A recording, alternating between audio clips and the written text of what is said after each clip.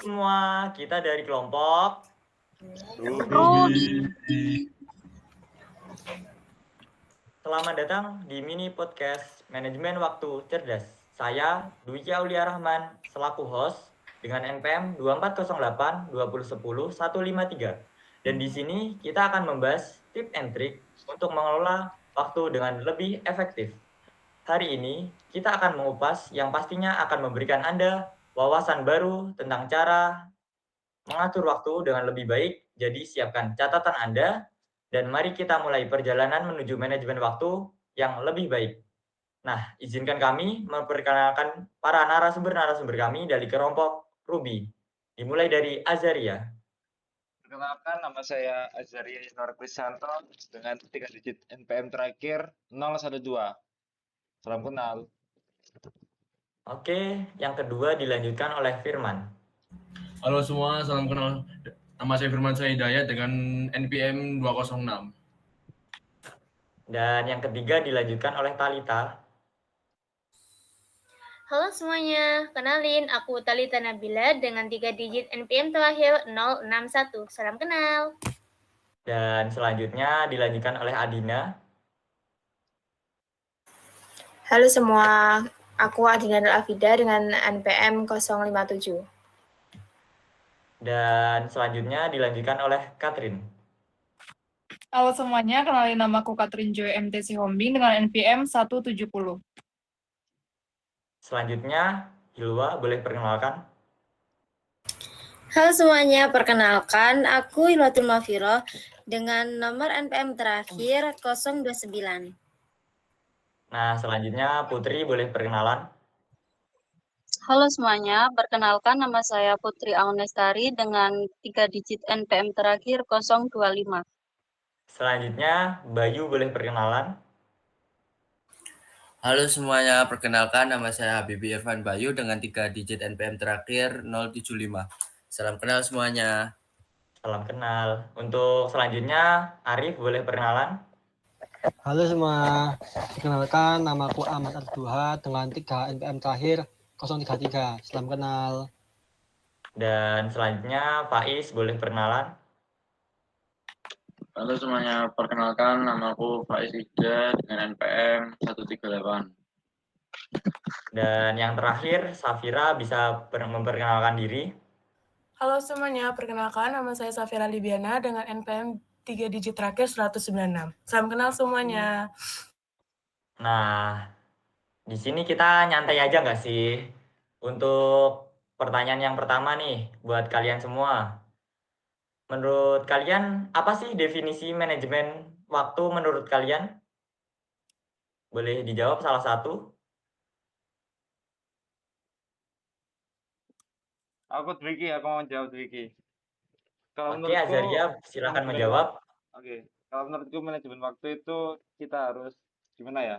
Mengelola waktu itu. Jadi kita memanage, mengatur waktu sebaik mungkin agar hal atau aktivitas kita berjalan dengan baik. Jadi ada hal, misalnya istirahat, mengerjakan tugas, semuanya dapat terpenuhi dengan baik. Kalau menurut dari aku begitu sih. Mungkin dari teman-teman ada yang mau menambahkan untuk jawaban dari Azaria? Ayo. Ayo, mungkin ada dari kalian. Oke, karena tidak ada tambahan, mungkin kita lanjut aja ke pertanyaan kedua. Mengapa manajemen waktu penting untuk kehidupan sehari-hari menurut kalian? Izin menjawab ya. Oke, Adina. Mengapa manajemen waktu itu penting? Karena manajemen waktu itu dapat membantu kita mengatur aktivitas dengan lebih efektif dan efisien. Dengan mengelola waktu secara baik, kita dapat mengurangi tingkat stres karena tugas yang terlalu menumpuk. Kemudian, selain itu, pengelolaan waktu juga baik memungkinkan kita untuk mencapai tujuan lebih cepat karena pekerjaan dapat diatur secara bertahap tanpa merasa kewalahan. Dengan begitu, kita bisa lebih mudah untuk menghindari kebiasaan menunda pekerjaan dan menyelesaikan setiap tugas sesuai dengan jadwal yang telah ditetapkan. Menurutku sih begitu. Oke, jawaban yang keren sekali dari Adina. Mungkin dari teman-teman ada yang mau menambahkan jawaban dari Adina?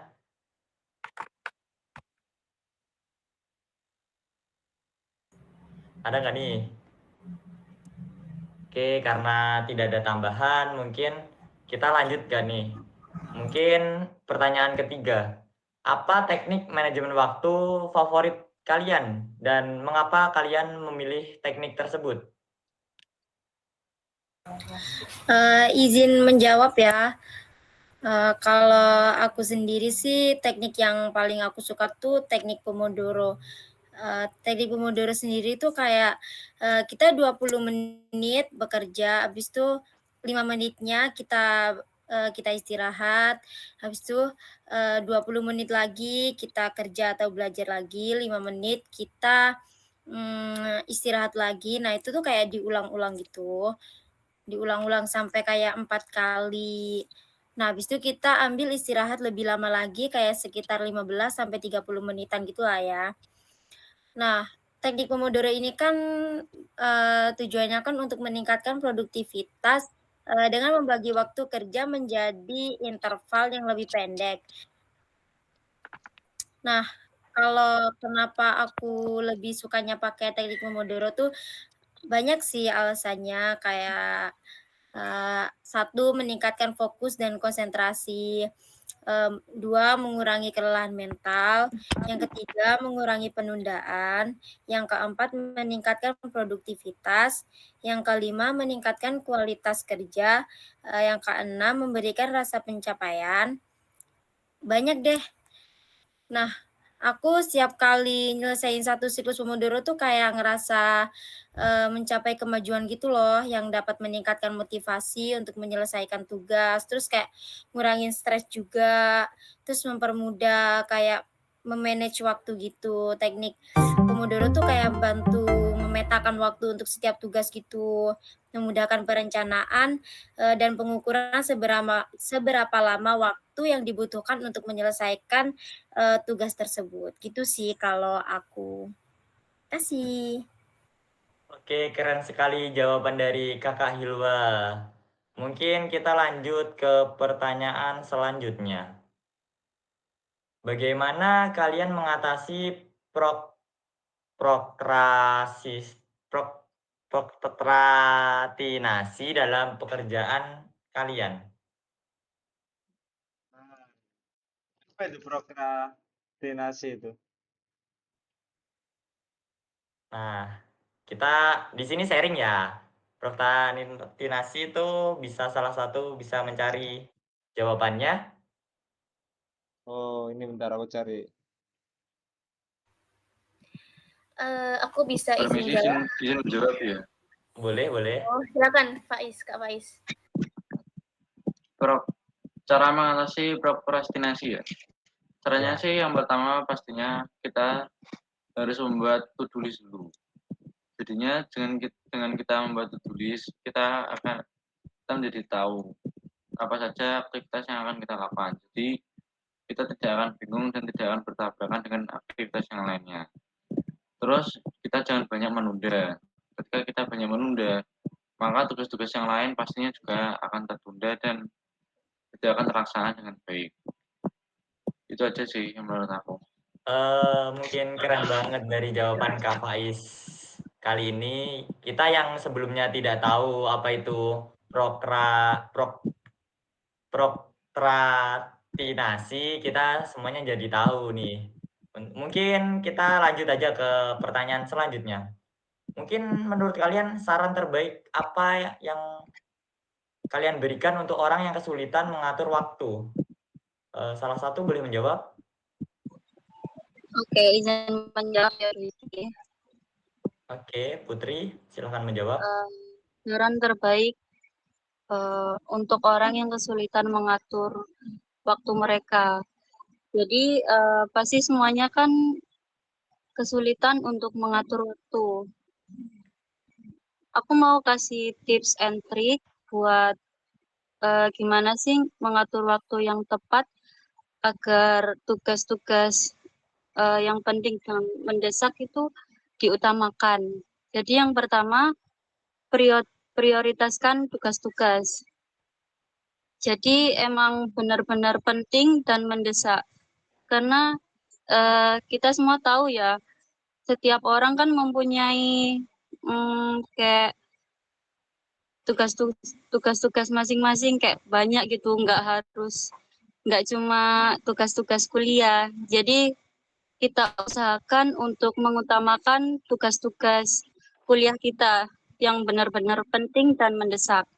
Lalu yang kedua, manfaatkan alat bantu manajemen waktu seperti aplikasi to-do list atau kalender digital.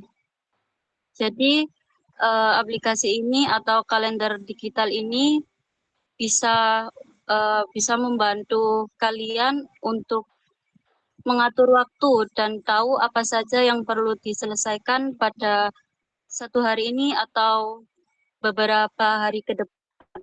Lalu yang kamu, misalnya malam sebelumnya, kamu coba membuat jadwal untuk hari esok dan esoknya lagi. Jadi emang harus benar-benar nggak direncanakan gitu loh. Jadi nggak banyak tugas-tugas yang bertabrakan. Lalu yang kelima, istirahat yang cukup. Jadi istirahat yang cukup ini paling penting ya, karena kalau kita nggak istirahat yang cukup, kita bisa stres dan tugas-tugas kayak banyak yang bertabrakan, kayak kita bingung mau menyelesaikan yang mana dulu. Dan yang terakhir, ini yang paling penting, evaluasi di akhir hari. Udah itu aja sih. Oke, keren banget Yang jawaban dari lain, Kakak Putri ini. Lengkap banget di sini. Iya. Oke, mungkin pertanyaan selanjutnya nih buat kalian. Bagaimana teknologi dapat membantu dalam memanajemen waktu? Jawab ya. Jadi menurutku itu teknologi bisa banget membantu kita. Apalagi di zaman sekarang ini teknologi udah berkembang ya. Teknologi sekarang itu bisa bantu kayak meningkatkan efisiensi, bisa otomatisasi dan membantu memvisualisasikan dan melacak kemajuan kita gitu. Contoh aplikasinya itu apa aja sih? Kalau menurutku itu yang aku tahu itu cuma ada 3 ya. Yang pertama itu aplikasi manajemen tugas seperti Todoist dan Microsoft To Do. Yang kedua ada itu pelacakan waktu seperti Toggle, Rescue Time atau Clockify, dan yang terakhir yang aku tahu itu cuma itu pengelolaan kolaborasi tim seperti platform seperti Slack, Asana atau Microsoft Teams. Nah, yang pengelolaan tim ini berguna banget bagi kita mahasiswa atau siswa yang lain untuk mengerjakan secara kelompok gitu. Untuk yang lainnya mungkin aku belum tahu ya, dan mungkin aku akan cari tahu lagi. Mungkin itu saja dari saya. Terima kasih. Oke, mungkin terima kasih dari Arif. Itu mungkin aplikasi-aplikasinya sangat membantu buat kita menjalankan manajemen waktu dengan baik. Mungkin pertanyaan selanjutnya buat kalian nih. Bagaimana kalian menyeimbangkan pekerjaan dengan kehidupan pribadi? Mungkin salah satu bisa menjawab. Oke, baik. Saya izin menjawab. Bagaimana sih menyeimbangkan pekerjaan dan kehidupan pribadi? Menyeimbangkan pekerjaan dan kehidupan pribadi sendiri itu tantangan bagi banyak orang. Namun dengan manajemen yang tepat, hal ini bisa dicapai. Berikut saya ada beberapa saran yang dapat membantu untuk menyeimbangkan antara pekerjaan dan kehidupan pribadi. Yang pertama yaitu tetapkan prioritas, yang dimana kita buat daftar prioritas untuk pekerjaan dan kehidupan pribadi. Pastikan pekerjaan yang paling penting dilakukan terlebih dahulu, namun jangan lupakan waktu untuk diri sendiri dan keluarga. Yang kedua yaitu buat jadwal dan patuhilah. Pisahkan waktu kerja dengan waktu pribadi. Tentukan jam kerja yang jelas dan batasi pekerjaan di luar jam tersebut. Usahakan mematikan notifikasi kerja saat sedang dalam waktu pribadi. Yang ketiga yaitu manfaatkan teknologi dengan bijak. Gunakan alat produktivitas seperti task manager atau kalender digital untuk membantu kita mengelola waktu. Namun hindari terjebak dalam kebiasaan multitasking yang bisa mengurangi fokus dan kualitas hidup. Yang keempat atau yang terakhir yaitu berolahraga dan jaga kesehatan. Aktivitas fisik dan menjaga kesehatan sangat penting. Sediakan waktu untuk berolahraga, tidur yang cukup, dan makan dengan baik, karena ini akan mendukung produktivitas kerja dan kualitas hidup secara keseluruhan. Dengan mengelola waktu dengan bijak, kita dapat mencapai keseimbangan yang baik antara pekerjaan dan kehidupan pribadi. Baik, itu saja dari saya. Terima kasih. Keren banget sarannya dari Kak Bayu. Mungkin kita lanjut ke pertanyaan selanjutnya. Menurut kalian, apa pentingnya memberi waktu untuk relaksasi dalam manajemen waktu? Salah satu bisa menjawab. Oke, izin menjawab ya. Tadi pertanyaannya kenapa sih memberi waktu untuk relaksasi itu dalam manajemen waktu penting ya? Di sini aku ada beberapa hal kenapa penting. Yang pertama adalah menghindari burnout. Dan kita pasti bertanya-tanya, apa sih itu burnout itu? Burnout itu adalah kondisi stres kronis, di mana pekerja atau kita merasa lelah secara fisik, mental, emosional karena terlalu nge-push pekerjaannya atau tugas-tugas yang dikerjain gitu. Kalau kita terus bekerja tanpa istirahat, otak dan tubuh tentunya bisa kelelahan yang pada akhirnya menurunkan produktivitas dan kualitas kerja. Contohnya saja langsung, saya ya pas, ketika ospek itu, dikejar tugas ospek gitu, dikejar deadline dari tugas kampus, saya drop dan masuk rumah sakit gitu. Jadi otomatis apa sih namanya, menghindari kerjaan yang kayak gitu, nggak bisa. Oke, selanjutnya yang kedua adalah meningkatkan fokus dan konsentrasi. Nah, waktu istirahat yang cukup ini memungkinkan pikiran kita untuk segar kembali, sehingga setelah beristirahat, bisa kembali bekerja dengan lebih fokus dan tajam tentunya ya. Terus yang ketiga, mengelola stres. Seperti meditasi, relaksasi, atau aktivitas lainnya. Bisa mengurangi stres, karena dengan mengelola stres ini kita bisa berpikir lebih jernih dan membuat keputusan yang lebih baik. Nah, di sini kita biasanya mungkin ya, kalau lagi marah-marah atau gimana gitu, menyimpulkan sebuah pendapat atau keputusan itu pasti simpang siur gitu. Oke, yang keempat itu, meningkatkan kreativitas, karena sering di kreatif itu muncul ketika pikiran berada dalam keadaan rileks, nggak lagi marah-marah atau ada masalah gitu. Karena memberi ruang untuk bersantai juga dapat memicu pemikiran yang inovatif serta solusi yang kreatif. Yang kelima adalah menjaga keseimbangan hidup. Oke, menjaga keseimbangan hidup ini karena relaksasi membantu antara pekerjaan dan kehidupan pribadi, karena penting untuk kita tetap merasa bahagia dan termotivasi dalam jangka waktu yang panjang. Dan yang terakhir adalah memperbaiki kesehatan mental dan fisik. Relaksasi membantu tubuh dan pikiran pulih dari aktivitas yang intens dan penting untuk menjaga kesehatan secara keseluruhan, baik dari segi mental maupun fisik. Ya mungkin itu saja ya kenapa relaksasi itu penting dalam manajemen waktu. Sekian. Oke, keren banget nih dari jawaban Kak Katrin nih. Ada penjelasannya juga ada contohnya juga. Mungkin kita lanjut nih ke pertanyaan selanjutnya.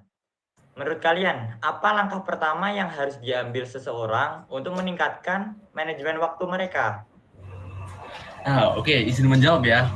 Mungkin langkah pertama untuk meningkatkan manajemen nih, mungkin untuk teman-teman, menurut saya menyadari bagaimana waktu itu dihabiskan saat ini.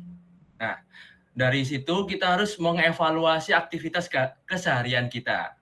Mungkin saya akan memberikan contoh-contoh nih langkah-langkah. Yang pertama, catat aktivitas keseharian. Mungkin selama beberapa hari, tulis semua aktivitas yang dilakukan beserta waktu yang dihabiskan untuk masing-masing aktivitas. Ini untuk membantu mengetahui pola yang mungkin terbuang sia-sia. Dan mungkin yang langkah kedua, identifikasi pemborosan waktu. Setelah mencari aktivitas, identifikasi area di mana waktu yang terbuang atau yang tidak produktif terjadi. Misalnya terlalu lama di media sosial atau tugas multitasking yang tidak efektif. Mungkin langkah berikutnya yang ketiga, prioritaskan tugas. Gunakan metode seperti Eisenhower Matrix atau teknik ABCD lah untuk memprioritaskan tugas. Fokuslah pada tugas yang penting dan mendesak terlebih dahulu. Dan mungkin langkah yang berikutnya, tentukan tujuan waktu yang spesifik.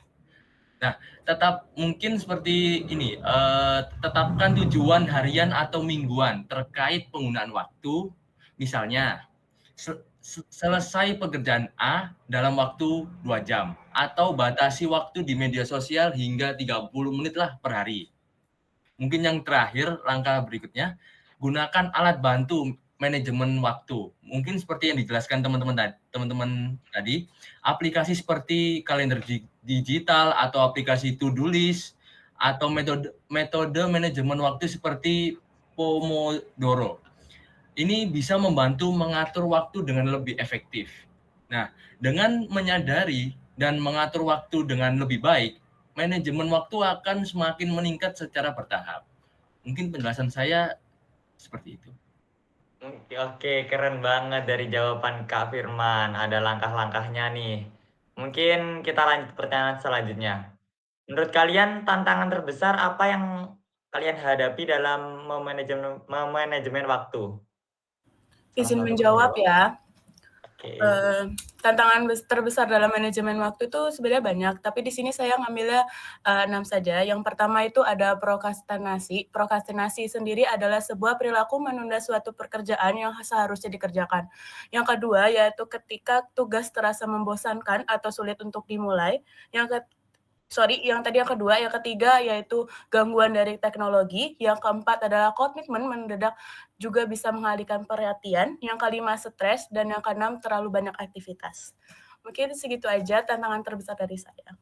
Oke, keren banget jawaban dari Kak Safira. Singkat, padat, dan jelas nih. Mungkin kita menuju ujung nih. Kita ke pertanyaan terakhir. Mungkin menurut kalian, apa sumber daya atau alat yang Anda rekomendasikan untuk belajar lebih lanjut tentang manajemen waktu? Di pertanyaan terakhir ini aku izin jawab ya. Sebelumnya ini aku lancar videonya. Lancar? Oke, lancar. Oke. Nah, kalau membahas soal aplikasi manajemen waktu ini sebenarnya ada banyak. Ada yang pakai Notion, ada yang pakai Jibble, ada yang pakai Focus To Do, dan masih banyak lagi lah ya. Tapi kalau aku sendiri ngerekomendasiin itu cuma 3, karena emang ini yang paling sering aku pakai. Yang pertama, Google Calendar, karena di sini dia selain bisa bikin jadwal atau waktu, dia itu terhubung sama email. Jadi tiap ada jadwal yang mendekat, pasti ada notifikasinya. Kemudian Microsoft To-Do List.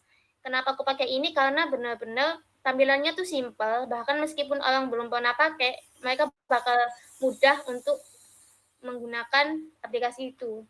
Yang terakhir ada catatan bawaan HP. Nah, pastilah di tiap handphone itu pasti ada catatan bawaannya ya. Mending pakai itu aja daripada pakai aplikasi To-Do List yang kemudian berbayar. Mungkin itu aja dari aku. Oke, keren banget nih jawaban dari kalian semua nih. Mungkin dari kalian, mungkin pertanyaan dari aku cukup sekian sih. Apa dari kalian itu dapat menyimpulkan salah satu, dapat mungkin menyimpulkan kesimpulannya dari apa yang kita bicarakan pada hari ini? Oke, ya aku boleh mencoba itu Iki. Jadi Oke. kita selama tadi berdiskusi tentang manajemen waktu, bisa aku simpulkan tentang manajemen waktu sendiri. Kita sudah membahas tadi pengertian, manajemen waktu itu apa, terus hal penting apa yang kita harus lakukan untuk memanajemen waktu dengan baik, terus teknik yang mungkin terbaik yang bisa dilakukan untuk memanage waktu, terus apa sih itu kita kan tadi tidak mengetahui prokrastinasi. Akhirnya kita mengetahui teknik tersebut, salah satu teknik manajemen waktu, terus saran terbaik untuk memanage waktu bagaimana yang sudah dijelaskan oleh teman kita tadi, terus teknologi yang bisa membantu manajemen waktu itu sendiri, terus cara menyeimbangkan antara manajemen waktu untuk dan istirahat dan lain sebagainya.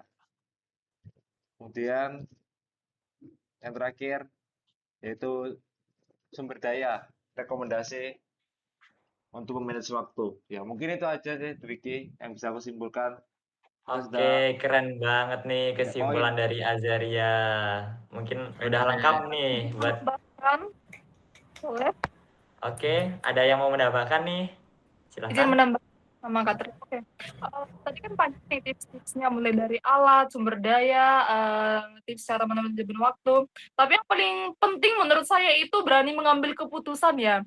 Kalau kita saat ini, ngapain ngerjain ini, ngapain ngerjain itu, ya buat apa gitu. Karena manajemen waktu ini tidak akan berkembang jika kita nggak mengambil keputusan untuk diri sendiri.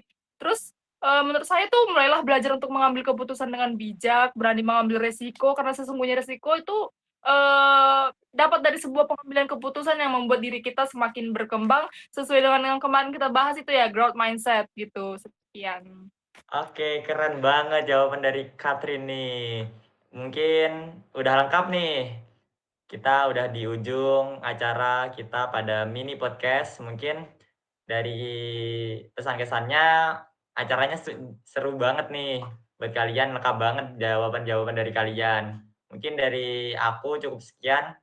Wassalamualaikum warahmatullahi wabarakatuh. See you teman-teman. See you, terima kasih. Terima kasih semua. Terima kasih. Kelompok Ruby passwordnya. From Kelompok